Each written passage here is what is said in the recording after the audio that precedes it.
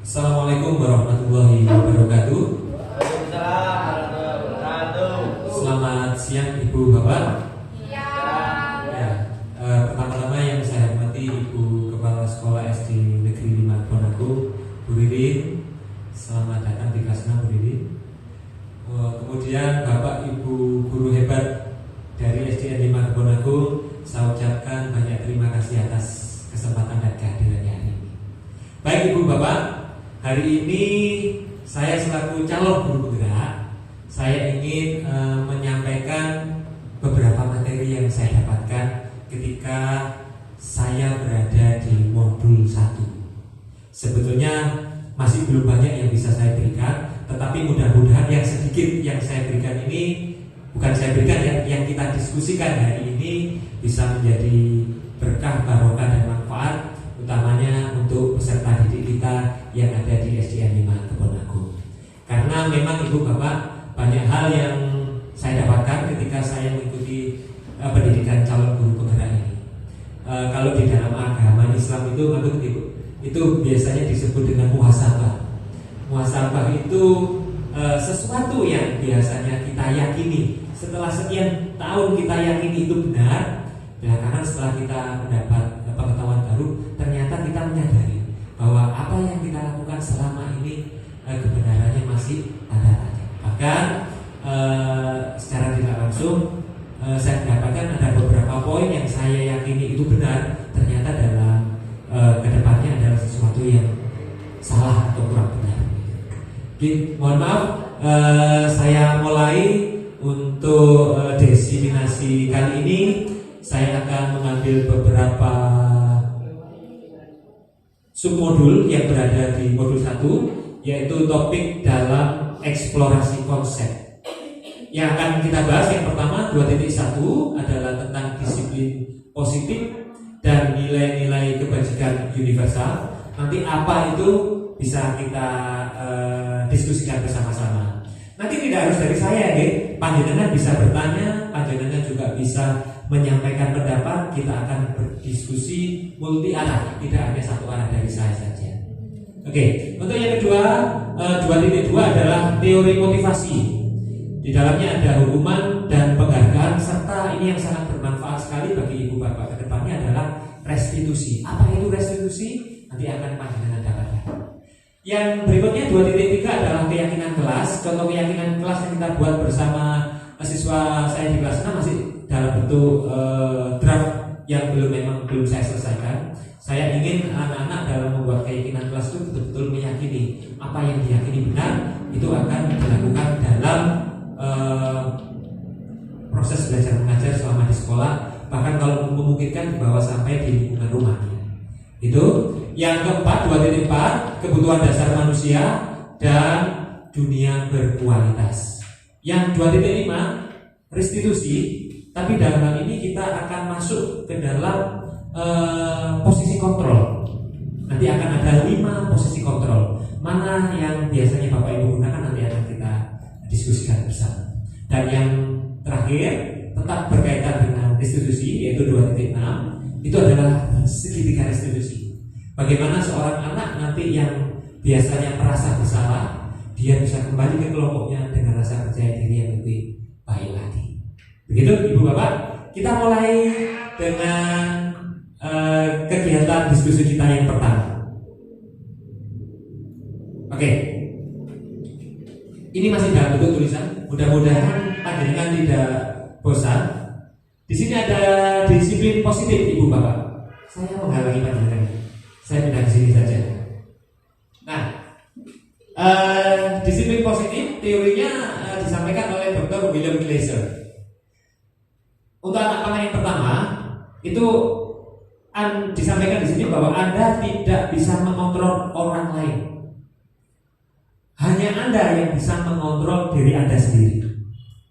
Jadi sebetulnya panjenengan ini tidak bisa mengontrol orang lain. Yang bisa panjenengan kontrol itu adalah diri Anda sendiri. Nanti kita akan praktekkan kegiatan ini. Apa betul kita tidak bisa mengontrol orang lain? Dan apa betul kita hanya bisa mengontrol diri kita sendiri? Yang pertama. Kemudian semua perilaku memiliki tujuan. Di sini ada teori motivasi, nanti akan saya sampaikan. Kemudian ada model berpikir menang-menang. Kalau dalam bahasa Maduranya itu menang-menang apa Pak Is? Bahasa Maduranya, oh ini komis mana nggak ada ya? Dalam hal ini adalah win-win solution. Jadi walaupun kita dengan peserta didik kita, dengan anak-anak kita sebagai guru diharapkan tidak win hanya pada sisi guru kita sendiri, tetapi pada sisi peserta didik kita juga punya win-win solution. Jadi guru senang, anak juga senang. Jadi merdeka, gurunya merdeka, peserta didiknya juga merdeka. Merdeka mengajar dan merdeka belajar. Oke. Kemudian ada 5 posisi kontrol. 5 posisi kontrol ini secara singkat terlebih dahulu saya jelaskan. Yang pertama, nanti posisi panjenengan ada di mana, nanti bisa panjenengan merefleksikan diri panjenengan sendiri. Posisi kontrol yang pertama adalah sebagai penghukum. Ya, kita ada di posisi mana, mau kita refleksikan diri kita sendiri. Yang kedua adalah pembuat rasa bersalah. Saya tidak memberikan contohnya di awal, jadi untuk sementara saya sampaikan saja headline-nya saja ya. Kemudian yang ketiga adalah posisi kontrol sebagai teman, yang keempat posisi kontrol sebagai pemantau, dan yang kelima posisi kontrol sebagai manajer. Kemudian yang berikutnya adalah realitas kebutuhan kita berbeda. Kita berusaha memahami pandangan orang lain tentang dunia. Setiap orang memiliki gambaran yang berbeda-beda. Sama dengan kita mendidik anak didik kita, Bapak Ibu. Kalau diibaratkan kita petani, anak didik kita ini adalah macam-macam tanaman. Misalnya yang duduk di sebelah kita ini, Bu Ririn ini adalah tanaman jagung. Kemudian di sebelahnya adalah tanaman padi. Yang di sebelahnya lagi tanaman apa ya? Yang terkenal bunga bangkai begitu ya. Jadi sebetulnya peserta didik kita itu kita ibaratkan sebagai tanaman. Tentu saja perlakuan kepada peserta didik kita bisa tidak Bapak Ibu kita samakan gitu? Tidak bisa. Tanaman jagung ya kita harus harus kita rawat seperti tanaman jagung. Tanaman padi harus kita rawat seperti tanaman padi. Tidak bisa kita samakan. Ya, seperti itu. Jadi memang peserta didik kita punya karakter masing-masing. Baik. Kita kembali ke yang hijau sekarang nih Bapak Ibu. Belajar atau mana disiplin adalah belajar kontrol diri dengan menggali potensi kita agar mencapai tujuan mulia, yaitu sesuatu menjadi seseorang yang kita inginkan berdasarkan nilai-nilai yang kita yakini. Seperti itu. Oke, kita lanjut ya. Ada pertanyaan dari sini? Tidak ada. Kita lanjutkan dulu ya. Nah, supaya tidak bosan, nanti akan ada tayangan. Yang pertama kita akan bahas adalah materi 2.1 tentang disiplin positif dan nilai-nilai kebajikan universal. Apa itu disiplin positif dan apa itu nilai-nilai kebajikan universal? Mohon perhatian Ibu Bapak, akan ada tayangan berikut ini. Oke. Mohon disimak ya. Oke. Selamat menyaksikan.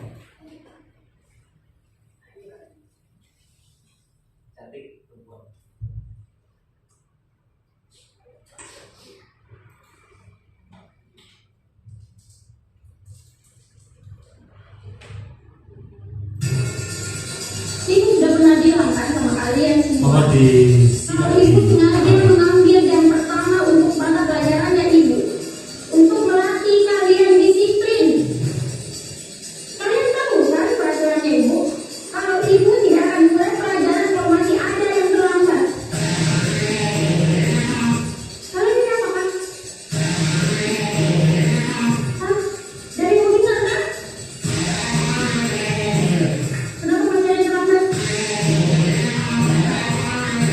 Dari mana?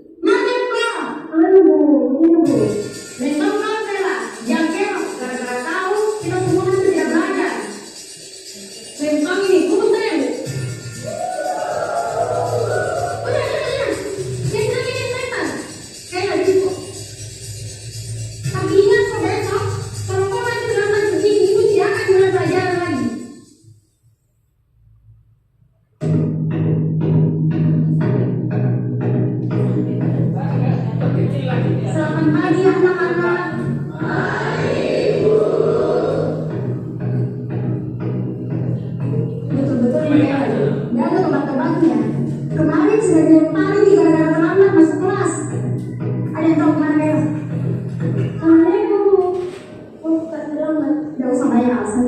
Menyenangkan. Sepanjang pelajaran minggu hari ini, kok berhenti terus depan? Terlambat sih.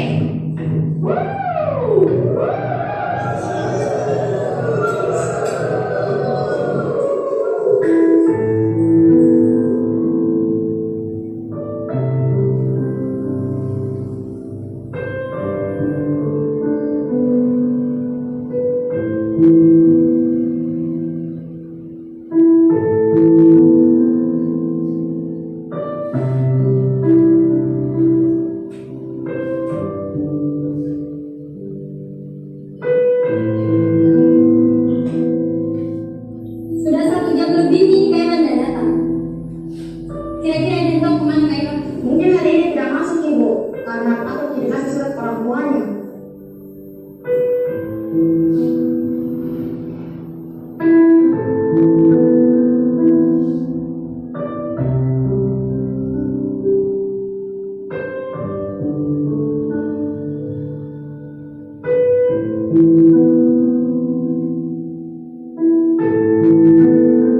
Pagi anak-anak.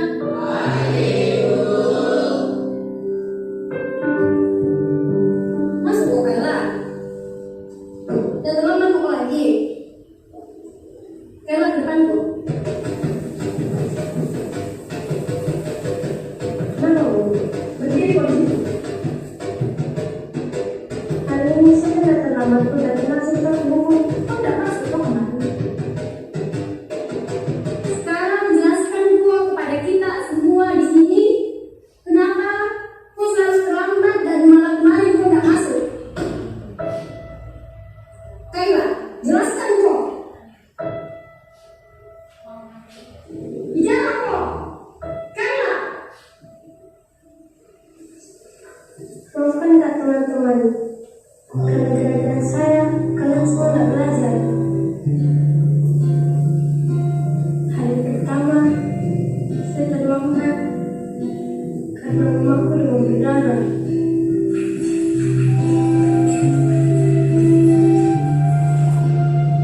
Harus keantar ke rumah sakit sebelum saya ke sekolah.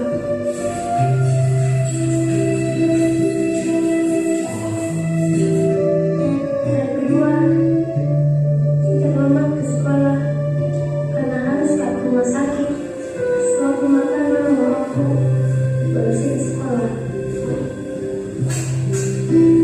Hari ketiga kembali saya tak masuk sekolah.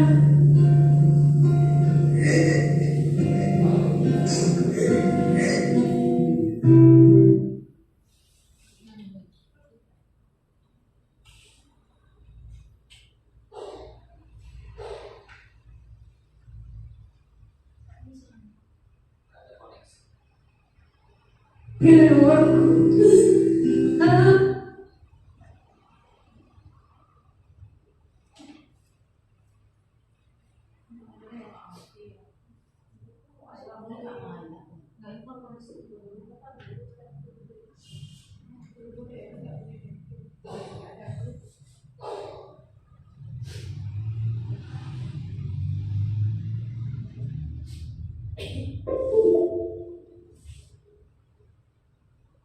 Mohon maaf saya juga sebentar. Ya.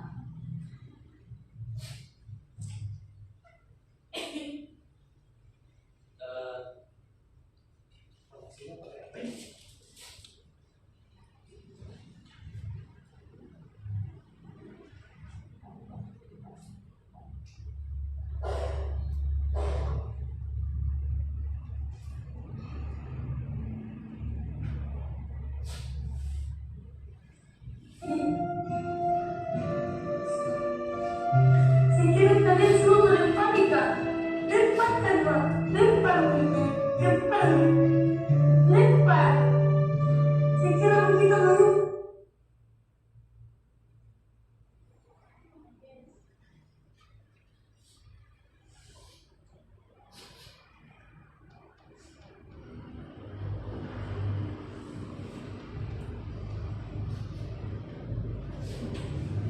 Ya, sebentar ya.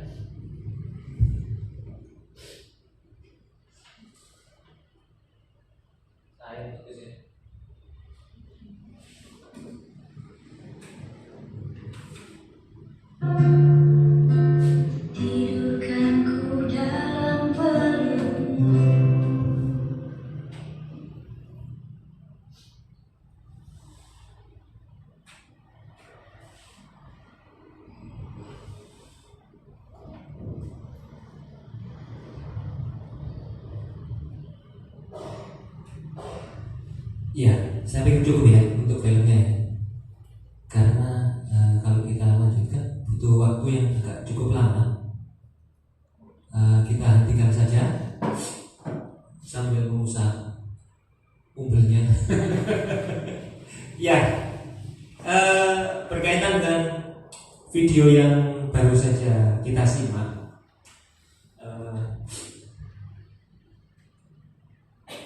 ada beberapa pertanyaan yang berkaitan dengan video tadi, tapi tidak harus kita jawab sekarang Ibu Bapak.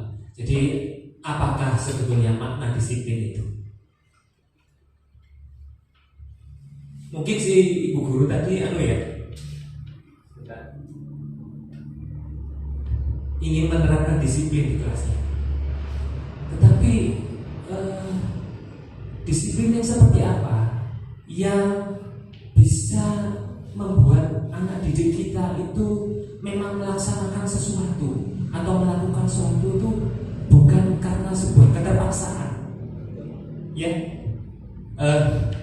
Jadi memang kedisiplinan itu bisa muncul dalam diri hati peserta didik kita.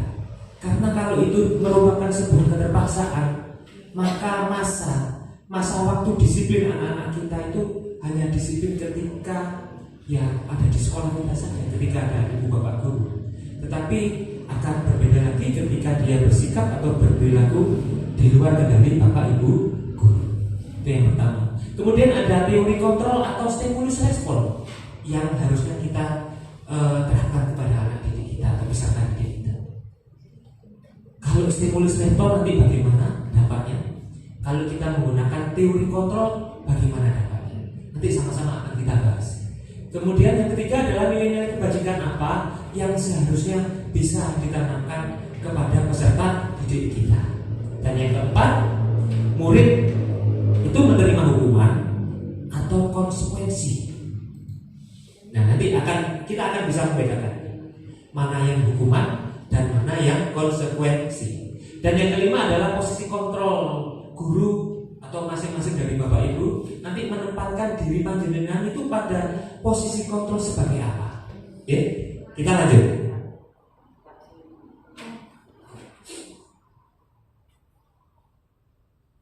Nah, ini bapak ibu yang perlu kita garis bawahi.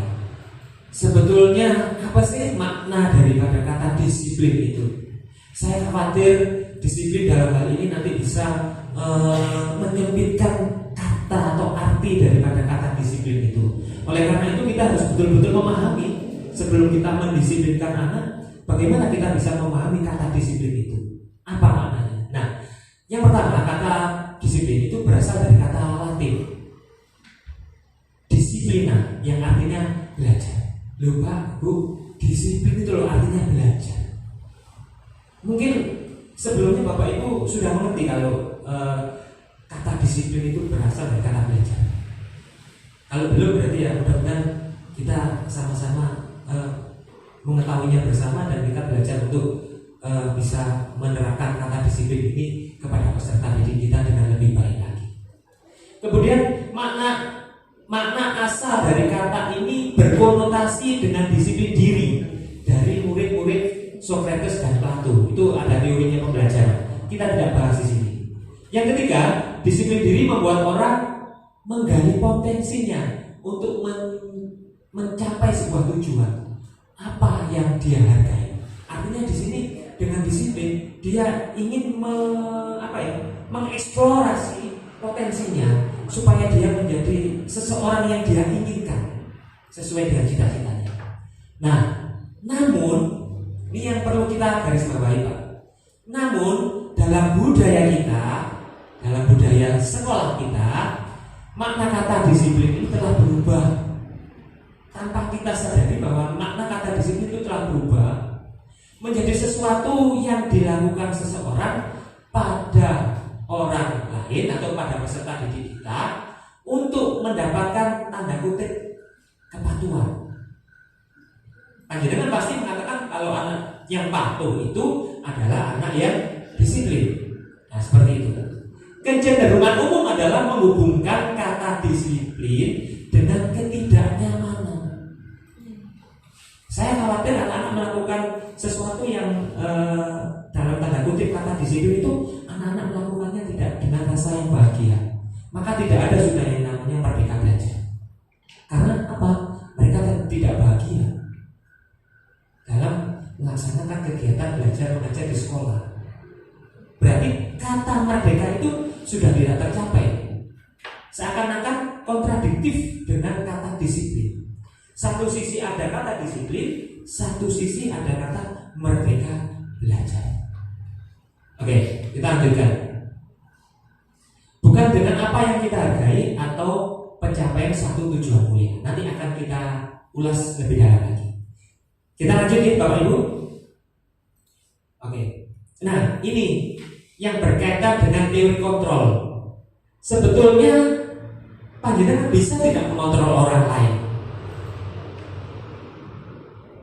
Apakah betul yang bisa panjenengan kontrol itu hanya diri panjenengan sendiri? Nah, mohon untuk itu panjenengan kan duduknya sudah berpasang-pasangan ini ya. Panjenengan bermain peran, Pak Ahmad bisa berdampingan dengan Bu Erma, Pak. Nah, monggo Pak Is dengan Pak Diki, Bu Inga dengan Bu Tika, Bu Maria dengan Bu Henry, ya. Ini ada dua peran, ada A dan ada B, ya. Anda dan teman Anda. Sobilah secari kertas, mungkin di depan panjenengan ada kertas. Ada kertas Pak? Kalau tidak ada, tidak perlu. Ada kertas ya. Cari kertas. Oke, perannya dibagi. Siapa yang berperan sebagai A dan siapa yang berperan sebagai B. Sobilah cari kertas kecil, tuliskan benda atau sesuatu yang sangat berharga. Monggo, panjenengan tuliskan nama benda atau sesuatu yang sangat berharga menurut panjenengan. Monggo. Silakan. Pada hitungan ke-10 sudah ya? 1, 2. Tidak, satu saja. Panjenengan tulis saja namanya di sini. Apa? Yang satu saja, satu benda yang menurut panjenengan itu sangat berharga. Oke? Lek berharga itu ya maksudnya kan mesti jenengan untuk mempertahankan ya. Nah, seperti itu. Letakkan di salah satu tangan Anda. Sudah? Letakkan di salah satu tangan, boleh dilipat atau diutul-utul terserah. Itu. Sesudah itu genggam dengan segala daya. Buanglah sebuah kepala. Tunjukkan dengan kepala. Sabar. Bu ini sudah? Oke. Sudah Pak? Oke. Pak Ahmad, Bu Erma berperan sebagai A. Kemudian teman Anda, berarti yang tidak membawa kertas, ini panjenengan berperan. Teman Anda B, kalau di sini A berarti Bu Erma, B Pak Ahmad, Bu Ingar A, Bu Tika B, yang pegang Pak Is A, Pak B, panjenengan dengan saya Bu. Sudah ditulis belum? Oh iya, sebenarnya panjenengan ini ya. Ya. Nah, saya pegang. Ya, saya pegang. Sudah pegang semua, sudah dipal. Nah, sekarang yang B. B akan mencoba sekuat tenaga dengan berbagai cara untuk meminta, ya. Meminta Anda memberikan benda tersebut. B dengan cara membujuk, mengancam, menghardik, merayu, menyuap atau apa saja agar dapat membuka kepala tangan Anda. Silakan dicoba. Apa yang terjadi? Silakan. Ayo Pak, silakan Pak. Ayo Pak. Silakan Pak. Ya Pak, silakan. Sudah dirayu saja boleh. Ayo Pak, silakan. Boleh. Diberikan atau tidak? Tidak. Iya lah diancam kamu ya. Oh diancam. Oh boleh. Boleh diberikan, boleh diberikan. Panjenengan berikan tidak? Sesuatu yang paling berharga menurut panjenengan. Wani Wiro. Oke. Wani Wiro. Ayo Pak, saya Wani Wiro. Dua sampai teman-teman. Ya, Bu ini. Ayo Bu, saya dirayu. Ini saya berperan sebagai A. Panjenengan sebagai B yang harus merayu saya sehingga saya memberikan ini. Anda berikan tidak? Sampai itu merayu aku. Merayu. Ini. Oke, sudah. Bu Erma tadi diberikan? Ya. Diberikan. Kenapa kok Bu Erma ini diberikan? Oh, karena saya diancam. Oke. Diajarnya bagaimana, Bu? Harus diberi ketika nanya mana sini. Itu ya, Pak. Padahal ini paling berharga loh ini. Panjangan berikan ya. Iya, karena Oh. kata ancaman. Oke. Oke, terima kasih. Bu Ika, diberikan tidak? Tidak, Pak. Kenapa Pak tidak panjangan berikan? Karena sangat berharga ini tadi. Berarti panjenengan tidak berhasil merayu tadi ya, Bu ya? Oke. Pak Is diberikan tidak, Pak? Tidak diberikan? Tidak. Kenapa Pak? Karena saya punya keyakinan yang tidak boleh orang tahu. Oke, terima kasih. Bu, ini tidak saya berikan umpan dengan merayu saya saja tidak kok. Apanya yang mau saya berikan? Saya genggam ini. Oke. Terus sekarang silakan dibuka. Apa isinya itu? Coba Pak, dibuka Pak. Apa isinya tadi? Handphone. Handphone. Nah, oke. Berarti panjenengan kalau minta handphone, minta ke Bu Erma, nanti pasti dibeli. Pura-pura diajak Bu ya. Pak Is tadi apa Pak isinya bukan?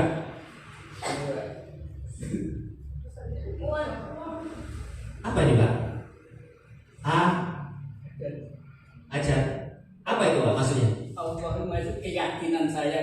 Oh iya, keyakinan yang tidak bisa dirayu Pak. Ini sebuah keyakinan yang kuat. Bu ini tidak. Sekarang Bu Ika apa isinya Bu Ika? HP, Pak. HP ya. Satu HP tidak diberikan karena merasa HP ini adalah sesuatu yang sangat penting dalam hidup panjenengan ya. Panjenengan gampang mau dikek Nokia. Ya, baik, terima kasih Bu Bapak. Kita lihat ya yang berikutnya.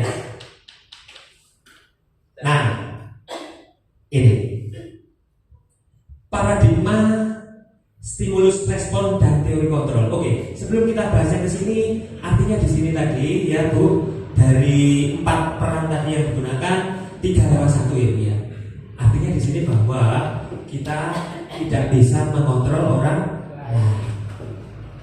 Kalau orang lain itu tidak berkehendak untuk dikontrol. Dari 4 pasangan tadi yang berkehendak untuk dikontrol adalah Bu mudah dikontrol. Baik, ya artinya begini loh Bapak Ibu, kita tidak bisa memaksakan kehendak kita kepada siswa. Ketika siswa itu tidak membiarkan kita atau menerima kita untuk bisa mengontrol dirinya, kita tidak bisa memaksa itu. Gitu. Kita lanjut pada paradigma stimulus respon dan teori kontrol. Ini penting Bapak Ibu. Saya khawatir kedepannya kita masih ada menggunakan stimulus kontrol, stimulus respon. Panjenengan tahu teori behavioristik? Ya, bagaimana Bu? Bu Tika, bagaimana teori behavioristik dulu? Ini punya Pavlov ya, yang anjingnya dimasukkan di dalam kandang, terus ada bel, ada apelnya itu kan ya. Terus Kakinya apa? tulang ada tulang. Terus begitu tiap beberapa menit dibelkan itu kan ya. Baik, terima kasih. Tepuk tangan untuk Bu Tika dulu. Betul sekali. Jadi ada stimulus respon. Anjing itu akan keluar kalau ada stimulus bunyi bel, itu diartikan dikasih makanan ya. Entah itu daging, entah itu tulang ya. Nah, seperti itu menggunakan stimulus. Stimulusnya berupa tulang atau daging, responnya anjing itu keluar untuk bisa makan. Itu stimulus respon. Tapi bagaimana dengan kaitannya dengan peserta didik? Mari kita lihat tabel berikut ini. Ini siapa sesungguhnya yang memiliki kontrol? Ini ada kaitannya dengan yang tadi Mas ya. Stimulus respon. Kita mencoba mengubah orang agar berpandangan sama dengan kita. Ini termasuk stimulus respon. Kalau teori kontrol itu berbeda. Kita berusaha memahami pandangan orang lain tentang dunia. Jadi kalau stimulus respon itu kita mencoba mengubah agar pandangan orang lain itu sama dengan kita. Tidak ada keberagaman di situ. Itu stimulus respon. Yang kedua, perilaku buruk dilihat sebagai suatu kesalahan. Kalau stimulus respon melihat perilaku buruk itu adalah sebuah kesalahan. Tetapi berbeda dengan teori kontrol bahwa semua perilaku memiliki tujuan. Seperti film yang panjenengan lihat tadi, dia datang terlambat, menurut gurunya buruk kan? Karena gurunya menggunakan stimulus respon. Tapi ketika ibu guru tadi mencoba untuk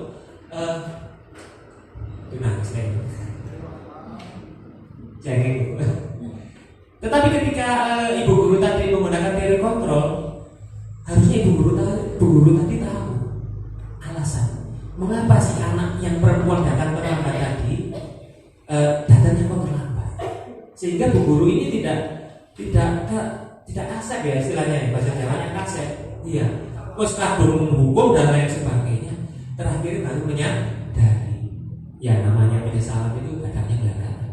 Oke, itu yang kedua. Yang ketiga, orang lain bisa mengontrol saya. Padahal dari 4 pasang tadi, sebagian besar kita tidak bisa mengontrol orang lain. Kalau teori kontrol, hanya Anda yang bisa mengontrol diri Anda sendiri. Nah, seperti itu. Yang berikutnya adalah pemaksaan ada pada saat rujukan gagal. Wah, berarti sampai makso Pak. Ya, sampai makso. Sampai bujuk kayak itu tetap makso ya. Sampai nggak usah senjata aja. Ya, berarti itu tadi masih stimulus respon Pak. Ya, ketika sampai gagal membujuk, panjenengan menggunakan ancaman dari ibu. Diancam tadi sudah. Panjenengan diancam sudah nggak? Oh, enggak ada ya. Berarti tidak menyenangkan ya. Sama halnya ketika kita berperilaku atau mengajar pada siswa kita tidak bisa memaksa siswa kita. Seperti itu. Oke. Yang terakhir, ini yang mudah-mudahan bermanfaat. Ini berpikir menang kalah. Ya toh? Kita tidak usah melihat diri kita. Kita lihat filmnya tadi saja. Itu sudah berpikir menang kalah. Gurunya meminta anaknya untuk duduk berdiri di depan karena dia datang terlambat. Siapa yang merasa kalah? Muridnya. Gurunya merasa menang. Dan itu ada pada stimulus respon. Berbeda dengan yang ada pada teori kontrol. Kita ada win-win solution. Muridnya senang, atau siswanya senang, peserta dirinya senang, bapak dan ibu gurunya juga senang. Merdeka belajar dan merdeka mengajar. Nah seperti itu. Nah sekarang setelah panjenengan mengetahui ini ibu bapak, panjenengan lebih cenderung suka yang mana? Yang stimulus respon kah atau teori kontrol? Teori kontrol. Mudah-mudahan bisa diimplementasikan dalam kegiatan belajar mengajar kita sehari-hari. Ada yang ingin ditanyakan? Oh, bebas bertanya. Kita berdiskusi. Pak Diki mungkin ada sesuatu yang dibikin begitu mungkin Pak? Belum ya, kalau belum kita lanjut ya. Kita lanjut. Oke. Manakah yang terbaik untuk mendidik disiplin? Tentu saja seperti yang sudah kita sampaikan tadi, ada pada teori kontrol. Hati-hati dengan kata kontrol ya. Ingat ya harus ada hati-hati. Hiburan ya beliau kan. Baik, perubahan paradigma teori kontrol. Ilusi itu hanya bayangan saja, tidak nyata. Guru mengontrol murid. Ilusi bahwa kritik membuat orang merasa bersalah, dapat menguatkan karakter. Itu ilusi saja. Ilusi juga bahwa semua penguatan positif efektif dan bermanfaat. Ilusi juga bahwa orang dewasa memiliki hak untuk memaksa. Pak Mar, jangan memaksa lagi ya Pak ya. Jangan mau dipaksa dulu. Oke, kita lanjut. Oke. Nilai-nilai kebajikan universal. Nilai-nilai kebajikan adalah sifat-sifat positif manusia yang merupakan tujuan mulia yang ingin dicapai oleh setiap individu. Jadi nilai-nilai kebajikan universal, satu individu dengan individu lain bisa berbeda-beda. Seperti yang ada di sini Bapak Ibu, ini adalah nilai-nilai kebajikan yang dituliskan oleh anak-anak. Ini satu anak dengan anak berbeda-beda. Karena apa? Keinginan atau sesuatu yang ingin dicapai oleh tiap orang tidak sama. Seperti ini. Coba saya tanya aja. Siapa yang sejak kecil dulu ingin jadi guru di sini? Hanya Bu Ida. Oh Bu Ida. Oke. Yang lain? Tidak bercita-cita jadi guru, tapi jadi guru sekarang. Luar biasa. Tepuk tangan dulu kita semuanya. Oke, lanjut. Nah ini nilai-nilai tersebut bersifat universal dan lintas berbahasa, suku bangsa, agama maupun latar belakang. Setiap perilaku atau perbuatan memiliki tujuan. Tujuannya sebetulnya hanya ada 3. Nanti akan saya jelaskan. Apa sih tujuannya sikap dan perilaku itu ya? Kemudian bagaimana kita bisa mengaitkan nilai-nilai kebajikan yang diyakini seseorang sehingga menjadi sebuah motivasi intrinsik terbangun dalam diri siswa. Nanti juga akan saya jelaskan. Oke, nilai-nilai kebajikan yang ingin dicapai itu ada pada profil pelajar Pancasila yang menjadi tujuan pendidikan nasional. Ada beriman bertakwa kepada Tuhan Yang Maha Esa dan berakhlak mulia bersama dengan visi-misi kita. Ada mandiri, bernilai kritis, berkebinekaan global, bergotong royong dan kreatif. Tidak saya buka kesempatan bertanya karena masih ada panggilan. Oke, kita langsung masuk pada eksplorasi konsep teori motivasi, hukuman, penghargaan, dan restitusi. Oke, apakah Anda setuju dengan pernyataan ini? 1. Hukuman dapat mendisiplinkan anak. Monggo, siapa yang setuju? Hukuman dapat mendisiplinkan anak. Tidak ada yang tunjuk jari, berarti tidak ada yang setuju ya. Mudah-mudahan tidak ada yang hukum kalau begitu ya. Karena ternyata dalam hal ini panjenengan tidak mempunyai pemikiran sama sekali bahwa hukuman itu dapat mendisiplinkan anak. Yang kedua, pemberian hukuman dengan hal positif seperti membaca dan membersihkan halaman sekolah dapat meningkatkan disiplin anak. Siapa yang setuju? Setuju. Oke. Pemberian hukuman dengan hal positif ya. Wis tak hukum dengan membaca atau membersihkan lingkungan dapat meningkatkan disiplin anak. Oke. Berapa orang yang setuju ini? 1, 2, 3, 4, 5. Oke. Yang ketiga, memberi penghargaan dapat meningkatkan motivasi belajar siswa. Silakan di Bu ini setuju? Nah, Bu Maria ngantuk. Oke, sesuai dengan nama yang saya prediksi. Oke, hampir 80% menyatakan bahwa memberi penghargaan dapat meningkatkan motivasi belajar. Kita lanjut. Ini teori motivasi perilaku. Yang pertama, kita langsung peserta didik aja, atau panjenengan juga bisa. Baik peserta didik maupun panjenengan melakukan perilaku itu hanya ada 3 tujuan. Yang pertama adalah menghindari ketidaknyamanan atau hukuman. Ya, panjenengan merasakan ya, kalau biasanya panjenengan juga melakukan sesuatu untuk menghindari ketidaknyamanan atau hukuman. Misalnya Bu, sampai mbak sepeda motor tapi lek orang polisi digawe, lek karena polisi gak digawe, kan gitu ya. Nah, motivasi yang seperti ini adalah motivasi eksternal. Yang motivasi ini muncul dari luar diri individu tersebut, tidak dari hatinya, tapi karena ada sebuah tekanan, ada sebuah ancaman, sehingga Bu Erma tadi memberikan HP-nya kepada Pak Ahmad tadi. Ya, berarti motivasinya pemberian tadi gak ikhlas Pak. Karena apa? Motivasinya motivasi eksternal. Itu yang pertama. Yang kedua, untuk mendapatkan panjenengan melakukan sesuatu itu hanya untuk mendapatkan imbalan atau penghargaan, baik dari seseorang maupun dari istri. Terus aku melakukan ini oleh gaji, iya kan? Tidak ya? Kalau tidak berarti sudah masuk dalam motivasi intrinsik. Kalau iya, panjenengan masih melakukan sesuatu untuk mendapatkan imbalan dan imbalan dari orang lain atau institusi, motivasinya yang muncul adalah motivasi eksternal, tetap dari luar. Mana yang bisa memunculkan tujuan disiplin yang positif? Ternyata ada pada poin yang ketiga, Bapak Ibu. Yang ketiga apa? Menghargai diri sendiri. Saya akan menjadi orang seperti apa bila saya melakukannya. Ini adalah motivasi yang muncul dari dirinya sendiri, dari dalam hati sendiri. Inilah yang akan kita tuju, yang akan kita munculkan pada peserta didik kita. Disebut dengan motivasi intrinsik. Dan saya yakin kalau motivasi intrinsik ini berhasil panjenengan munculkan pada peserta didik panjenengan, ini akan jauh bertahan lama daripada hanya sekedar motivasi ekstrinsik. Seperti itu. Jadi apa yang kita lihat yang ada pada poin yang ketiga ini? Ini adalah teori motivasi perilaku manusia.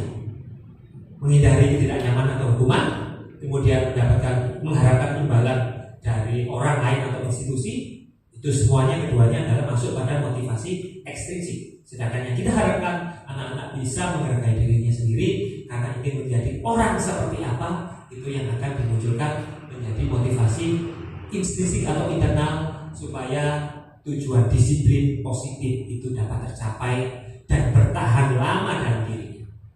Oke, kita lanjut ya. Nah, ini Bapak Ibu yang tadi ngancung bahwa penghargaan itu dapat meningkatkan disiplin. Coba kita baca di sini. Dihukum oleh penghargaan. Kok bisa ya? Kita lihat ya. Penghargaan menurunkan kualitas. Misalnya Pak Is bekerja di sini hanya mengharapkan imbalan. Saya yakin kualitasnya tidak setinggi yang sekarang ini. Karena saya yakin Pak Ismanu bekerja sini tidak hanya mengharapkan penghargaan berupa materi dari institusi sekolah, tetapi panjenengan betul-betul ingin mengabdikan diri ke sekolah. Kan begitu Pak? Penghargaan mematikan kreativitas. Guru jika bekerja karena gaji akan tidak kreatif. Kalau aku digaji, misalnya kita duduk di ruang guru, kita dengar bel, Bu Mariam ya, kita dengar bel, ada nanti Bu Mar, artinya utang, begitu. Ya itu berarti motivasinya masih pada motivasi ekstrinsik. Kemudian yang ketiga, penghargaan mengurangi motivasi intrinsik. Anak yang biasa diberi hadiah tidak akan melakukan sesuatu tanpa diberi hadiah. Contoh Bapak Ibu. Kalau saya sendiri. Lalu apa mau melakukan sesuatu? Aku oleh cuan kan gitu. Jadi budayanya jadi seperti sekarang ini di Indonesia itu banyak sekali. Budaya di Indonesia itu melakukan sesuatu wanitiro kan gitu deh. Ya kan? Begitu ya Pak ya? Tadi kan begitu ya. Wanitiro. Lek aku melakukan perilaku A, B, C sampai wani kayak aku biro.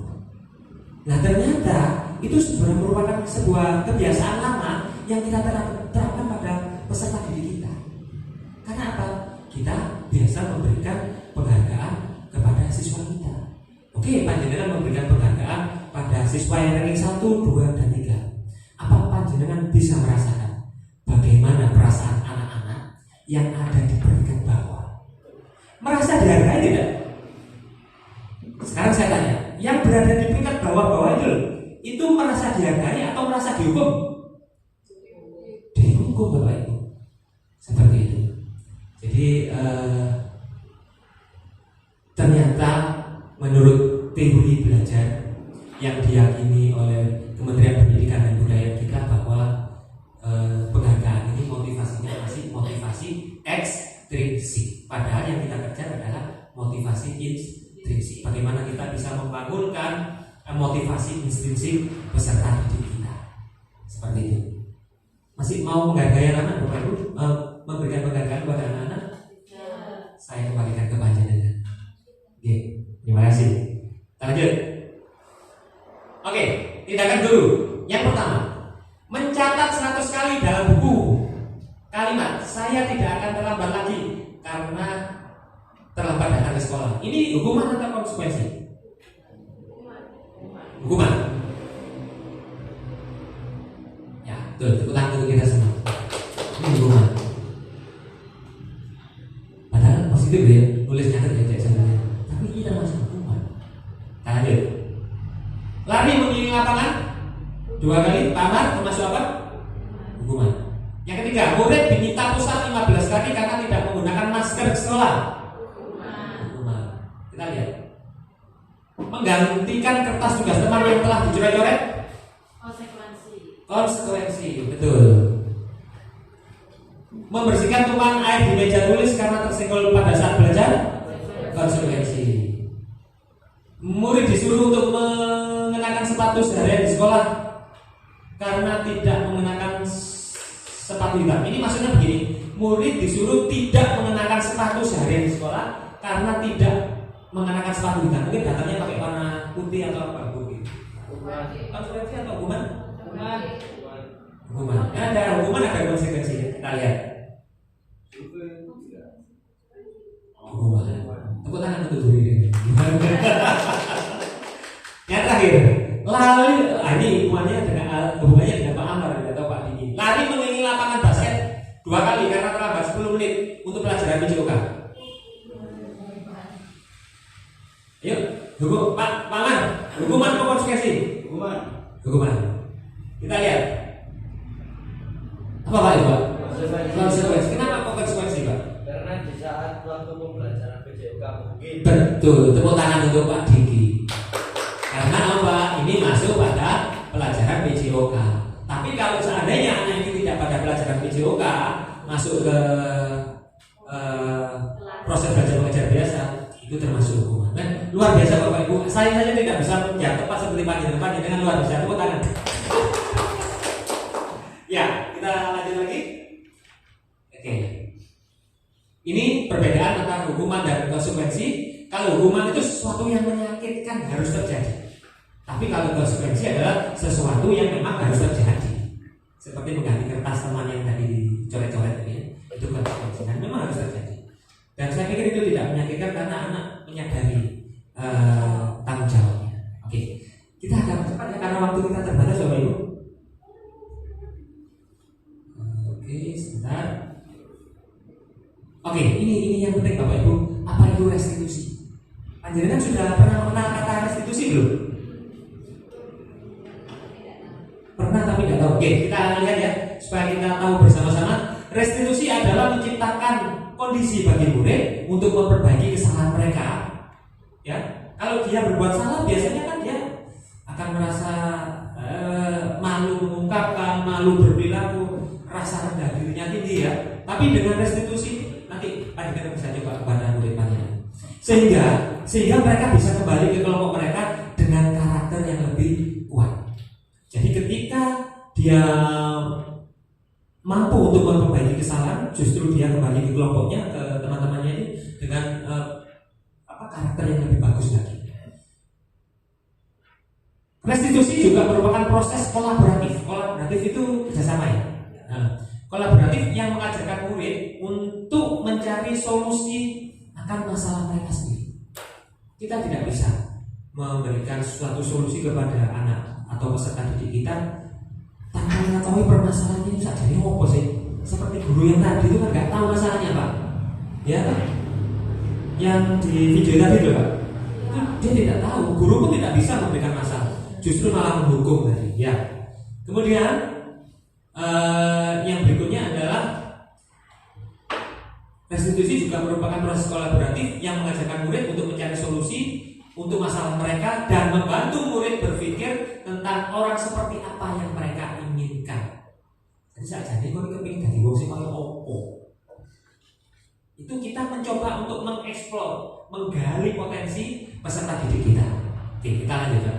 Ini tulisannya Gusen tahun 2004. Ciri-ciri restitusi. 1. Bukan untuk menebus kesalahan, tapi untuk belajar dari kesalahan. Seperti yang disampaikan banyak orang-orang yang sudah sukses. Biasanya mereka belajar dari apa Pak? Belajar dari kesalahan. Apa ya ada orang belajar dari keberhasilan? Sebetulnya anak yang membuat salah, mempunyai perilaku yang salah, sebetulnya itu adalah proses belajar untuk memperbaiki kesalahannya. Itu proses belajar sebetulnya. Yang kedua adalah memperbaiki hubungan. Yang ketiga, dengan restitusi ini kita tidak memaksa, kita memberikan tawaran kepada peserta didik kita. Restitusi menuntut untuk melihat ke dalam diri anak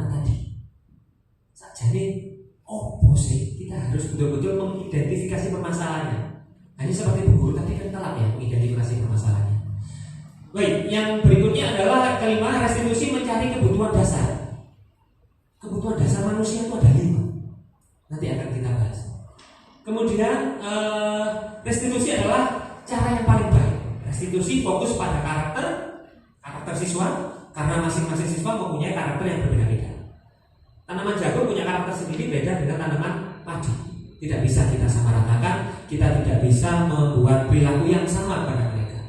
Berarti kita harus mempunyai perilaku yang berbeda sesuai dengan karakter peserta didik kita. Yang kedelapan, restitusi fokus pada solusi, bukan mencari kesalahan, tetapi pada pemecahan masalah. Dan yang ke-9, restitusi mengembalikan murid yang berbuat salah pada kelompoknya dengan karakter yang lebih kuat lagi. Seperti apa? Kita lihat. Oke. Ini kalau saya bacakan akan lama. Nanti akan saya berikan soft copy-nya kepada panjenengan. Nanti panjenengan bisa belajar sendiri. Oke. Ada identitas gagal, ada identitas sukses. Satu saja nih supaya bisa membedakan. Identitas gagal, hukuman, sesuatu yang menyakitkan peserta didik yang harus terjadi. Konsekuensi, ini memang sesuatu yang terjadi karena peserta didiknya menyadari dan punya tanggung jawab. Kemudian kalau restitusi itu memberikan choices atau pilihan supaya terjadi apa? Win-win solution. Choice-nya itu dari guru, pemuridnya juga.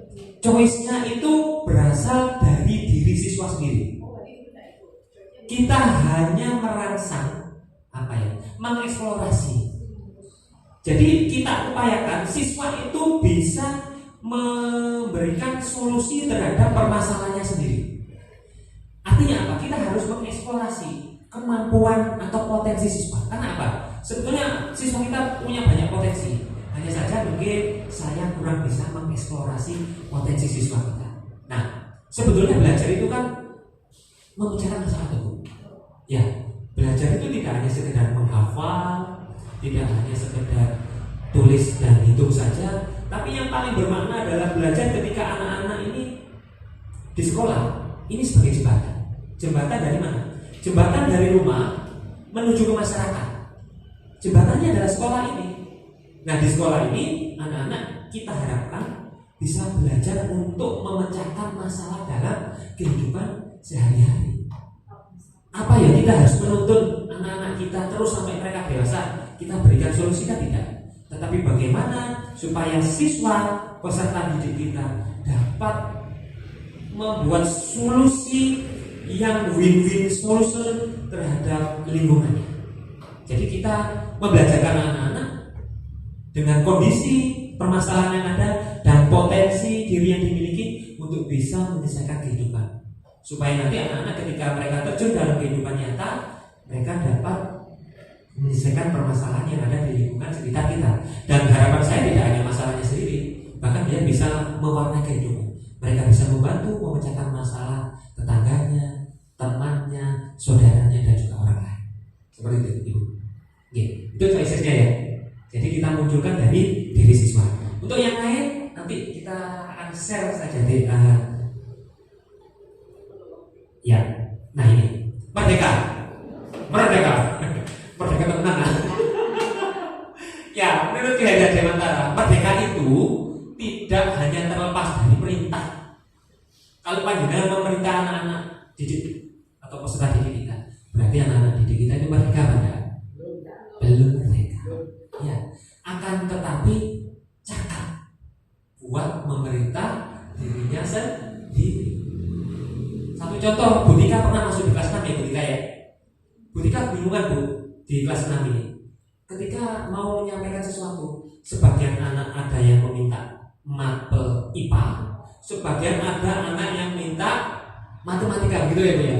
Ketika panjenengan menentukan salah satu, mereka ya rame seperti itu. Karena memang begitu. Pada dasarnya kita tidak bisa sepandai-pandainya kita sebagai guru. Misalnya Bu ini tanaman jagung dan Bu Erma ini tanaman padi. Saya tidak bisa merubah tanaman jagung ini menjadi tanaman padi. Karena passionnya memang masing-masing. Individunya beda-beda.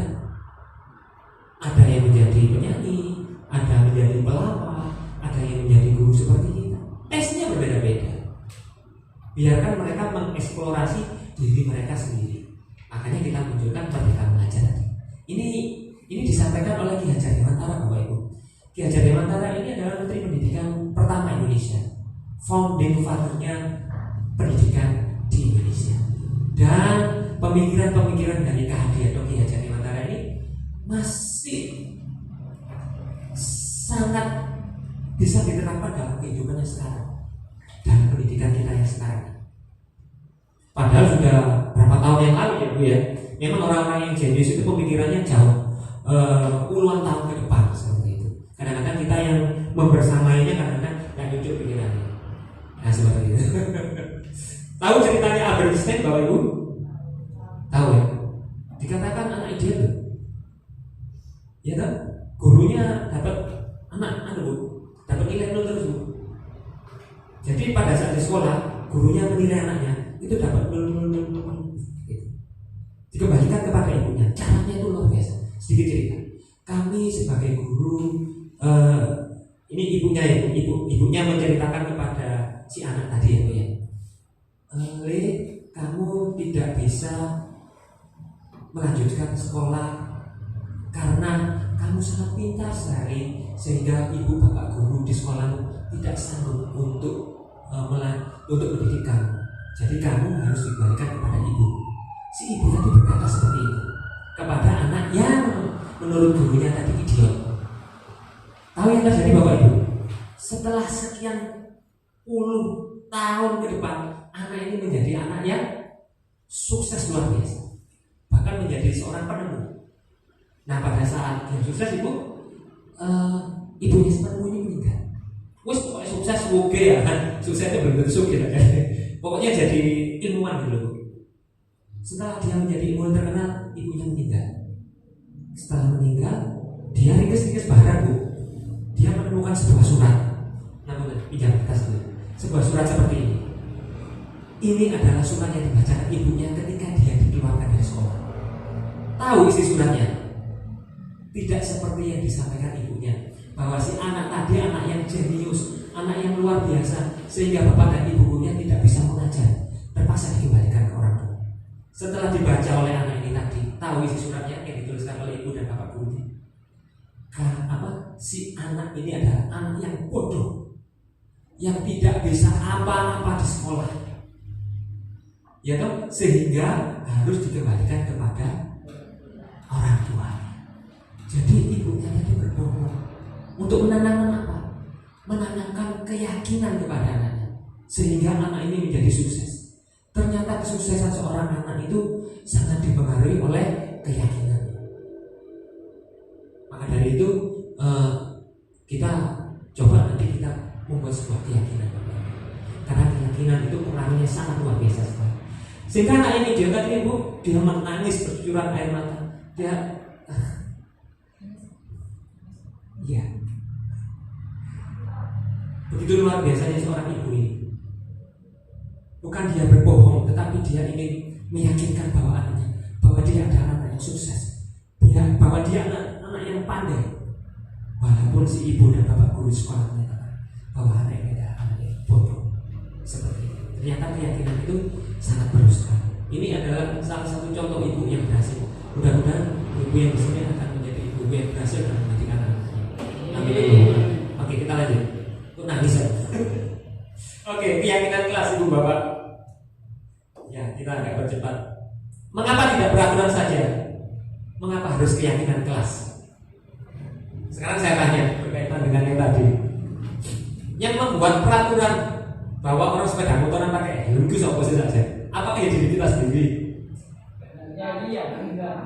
Pemerintah ya Pak ya? Iya. Ada peraturan dan undang-undangnya bahwa orang itu ketika di jalan raya harus menggunakan helm. Ya. Apakah panjenengan pakai helm terus? Tidak. Lek orang polisi itu pakai helm, betul ya? Lek karena polisi nyantai, karena polisi ya karena itu kan Bapak Ibu. Karena itu adalah sebuah peraturan. Tetapi kalau seandainya Bapak Ibu ini diyakinkan bahwa pakai helm itu penting untuk keselamatan panjenengan, ya toh? Karena apa? Berdasarkan survei kecelakaan, itu yang paling banyak meninggal dunia adalah mereka yang tidak menggunakan helm.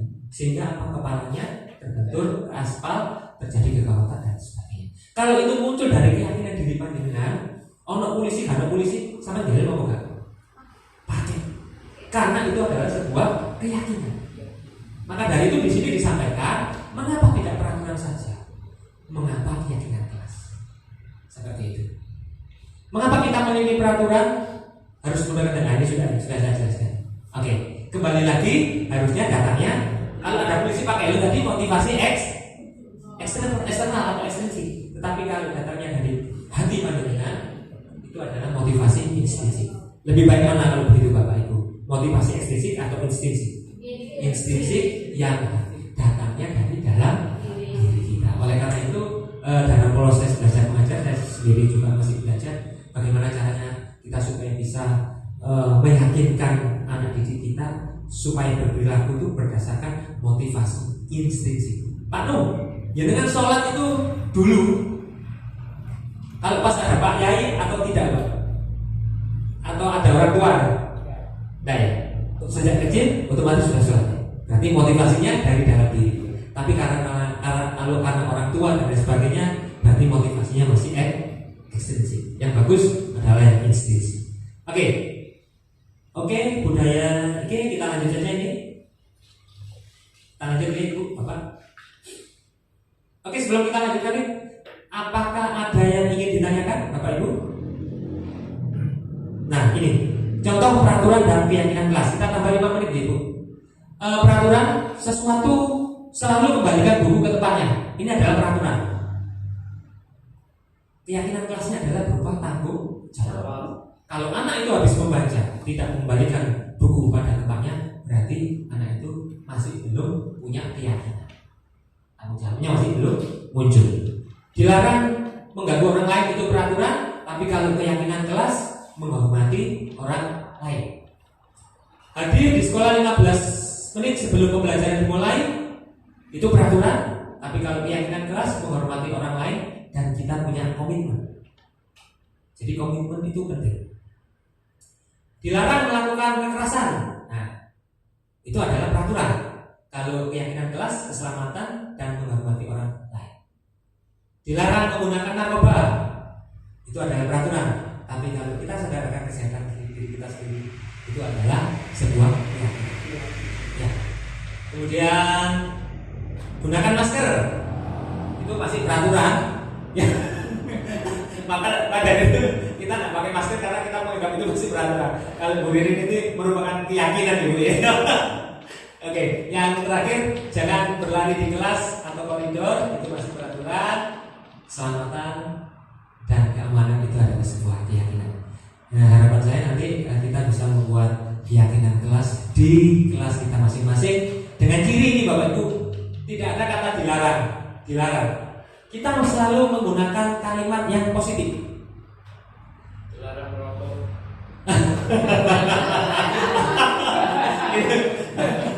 Ya, seperti itu ya. Kita menggunakan kalimat-kalimat yang positif supaya kita bisa memunculkan motivasi instinktifnya, bukan karena keterpaksaan. Ya, oke. Terima kasih. Eksplorasi konsep. Ya, kita lanjut saja. Nah, ini kebutuhan dasar manusia Ibu Bapak. Ini kebutuhan dasar manusia itu adalah satu, terpenuhinya rasa kasih sayang dan rasa diterima. Itu yang pertama. Yang kedua, berhak dong anak-anak kita itu senang. Berhak gak Bapak Ibu? Nah, karena itu memang kebutuhan dasar manusia. Panjenengan butuh gak kebahagiaan ini? Betul. Kalau panjenengan bahagia umurnya insya Allah panjang. Karena mempengaruhi kesehatan ya. Kemudian penguasaan. Penguasaan dalam hal ini bukan dalam artian panjenengan menguasai milik orang lain, tidak. Menguasai diri contohnya adalah anak merasa berkompeten. Oh, aku punya kompeten. Aku punya kompetensi untuk melakukan A, melakukan B, melakukan C.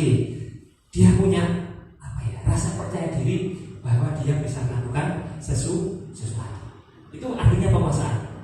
Saya khawatir karena penguasaan ini bisa bias kepada hal yang sifatnya agak sedikit merugikan orang lain. Kebebasan, anak-anak perlu nggak kebebasan Bapak Ibu? Panjenengan pun perlu itu. Ya, kebebasan perlu. Terus ini yang paling penting adalah pertumbuhan juga mereka beradaptasi untuk mempertahankan hidupnya. Nah, kalau seorang anak atau peserta didik itu melakukan suatu kesalahan, itu kalau panjenengan mau mengidentifikasi sebetulnya adalah ada salah satu kebutuhan dasar manusia yang tidak terpenuhi. Misalnya siapa ya? Afin misalnya, Afin itu serangannya pokok cari perhatian aja. Ternyata setelah kita coba tanya, kita komunikasi sama Afin, karena ya ini loh, yang tanda cinta ini tidak banyak dia terima di rumahnya ibu bapak. Makanya dia selalu cari perhatian, selalu dekat. Ketika saya datang, Pak, aku ini aku, pintar, ya wis. Karena saya memahami bahwa Alvin ini bukan tanaman jagung seperti Bu Rene atau tanaman padi seperti Bu Maria, tapi jenis tanaman yang lain yang tidak bisa kita perlakukan sama. Tidaklah kita harus selalu berpikir positif bahwa manusia dilahirkan ke dunia ini pasti punya sesuatu yang sebagai bekal hidup ya. Tidak selalu berlalu. Oke. Ya.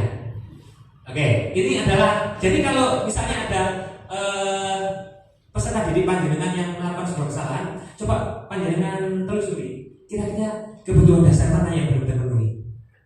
Coba panjenengan penuhi. Ya, tapi memang tidak bisa dalam jangka waktu pendek ya. Tidak bisa, anak peserta didik kita ini kan sekarang usianya kalau di kelas 6 sekitar 11-12 tahun.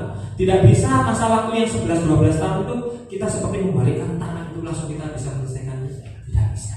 Tetapi kita coba perlahan-lahan, kita memahami, kita coba mengerti kondisi anak tersebut supaya secara perlahan juga kita bisa memenuhi kebutuhan dasar hidupnya. Gitu.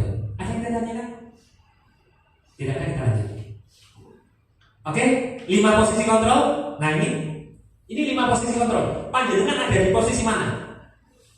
Yang pertama, saya kecewa sekali dengan kamu. Tadi ada 5 posisi kontrol itu ya. Yang pertama penghukum. Yang kedua posisi kontrolnya sebagai pembuat rasa bersalah. Yang ketiga adalah sebagai teman. Yang keempat adalah pemantau. Yang kelima adalah manajer. Waduh, agak begini mau hafal. Saya jadi udah ya gak apa tapi dipaksa paling ngerti loh. Sama dengan belajar ya. Ya, saya kecewa sekali dengan kamu. Ini posisinya di mana? Tadi. Ya, pembuat rasa bersalah. Ini dampaknya luar biasa. Ketika panjenengan memposisikan diri panjenengan pada pembuat rasa bersalah, anak ini akan terus merasa bersalah dan mati anak. Anak ini tidak akan bisa berubah. Tidak seperti anak yang diyakinkan oleh ibunya bahwa dia anak yang pintar, padahal di surat dari ibunya dikatakan anaknya yang bodoh. Dihidupkan sama ibunya loh tadi. Ya, seperti itu. Kalau panjenengan berada pada posisi membuat rasa bersalah, anak ini tidak akan bisa berubah. Karena dia akan merasa bersalah dan merasa tidak mampu. Karena itu, kamu tidak pernah benar melakukan. Ini adalah posisi penghukum. Ya. Ayolah lakukan demi ibu dan bapak sebagai teman ya. Teman. Oke. Berikut pernyataannya, apakah kamu mau mendapatkan stiker atau bintang hari ini? Yuk, sebagai apa? Ayo, biasanya di kelas apa dikasih stiker bintang? Ya. Kita lihat ini adalah sebagai pemantau. Nah, bagaimana kamu bisa menyelesaikan masalah ini? Ya, yang terakhir. Jadi, ya betul. Itu sebagai manajer. Karena bagaimana kita bisa meyakinkan peserta didik kita bahwa mereka bisa membuat solusi bagi masalahnya sendiri. Ini ada pada posisi manajer. Ya, pilihan tadi yang hitungannya tadi ya, Bu. Ini terjadi di sini. Ini sebagai manajer. Kamu selalu yang paling terakhir. Apa Bu, Pak? Ini juga sebagai penghukum. Menurut panjenengan, kira-kira posisi yang mana yang Anda inginkan? Panjenengan inginkan? Sebagai guru, sebagai manajer. manajer. Apakah sebagai penghukum? Tidak. Membuat merasa bersalah? Tidak. Teman? Tidak. Apakah cukup sebagai pemantau? Tidak. Yang paling baik adalah sebagai manajer yang bisa memberikan banyak pilihan dalam kehidupan ini. Oke. Hidup itu kan pilihan ya Bapak Ibu ya. Bapak Ibu tadi mau saya dulu di sini atau tidak, itu juga sebuah pilihan. Terima kasih atas pilihannya. Oke, ini posisi kontrol.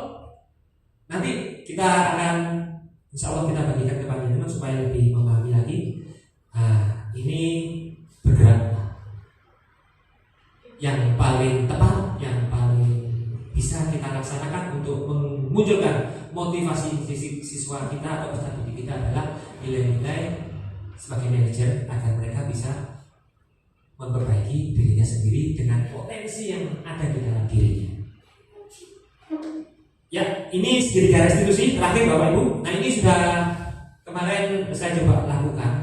Begini Ibu Bapak, saya cerita saja. Segitiga restitusi pertama di sini adalah validasi kebutuhan. Ya.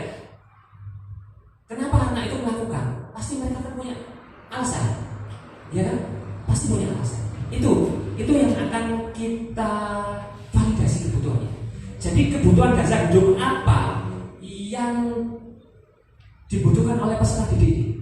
Karena anak melakukan sebuah kesalahan atau perilaku menyimpang, itu ada salah satu kebutuhan dasar hidup yang belum terpenuhi.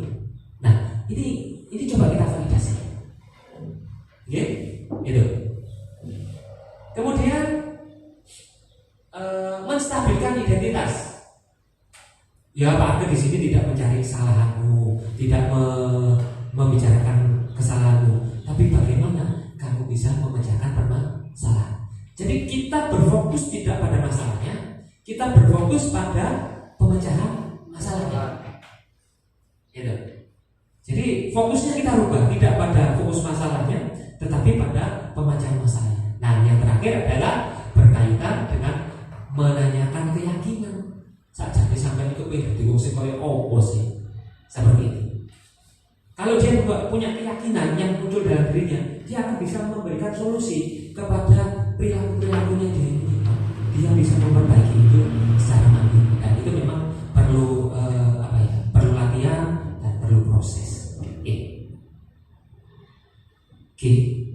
Menstabilkan identitas. Yang pertama ini, berbuat salah itu adalah hal yang manusiawi. Pak Guru ini juga sering berbuat salah. Tidak hanya kamu. Dan disitulah muncul, oh ternyata aku berbuat salah ini. Gak salah sih Pak Guru yang pernah kok berbuat salah. Jadi yang pernah berbuat salah tidak hanya kamu. Disitulah kita memvalidasi kesalahan. Mereka apa? Kalau anak merasa bersalah itu nggak kita poin kan aja. Ketika kita validasi kesalahannya, dia akan mengungkapkan.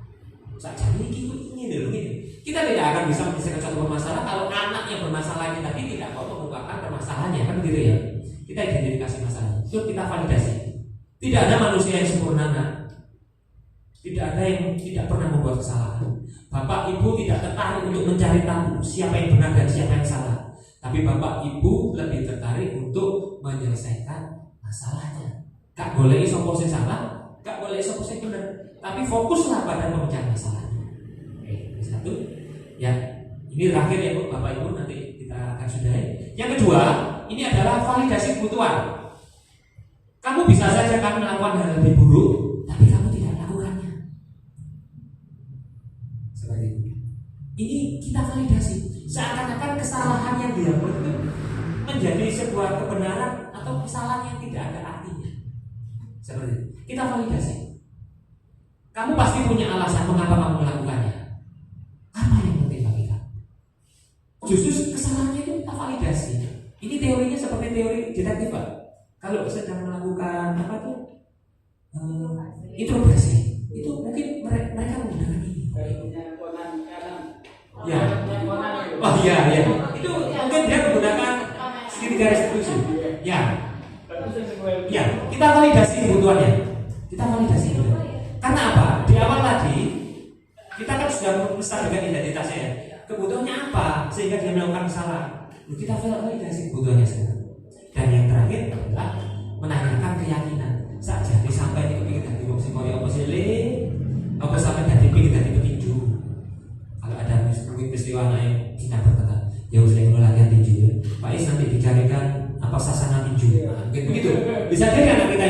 itu. Loh, tidak apa kan? Iya. Muhammad Ali itu kaya, Tyson juga kaya.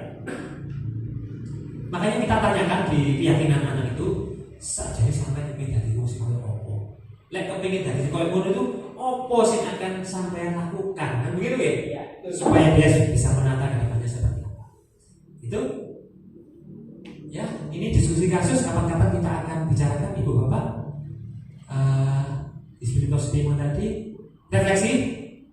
Nah, ini menjadi PR panjenengan. Ini terakhir, pemahaman apa yang baru Anda peroleh setelah mengikuti elaborasi pemahaman ini.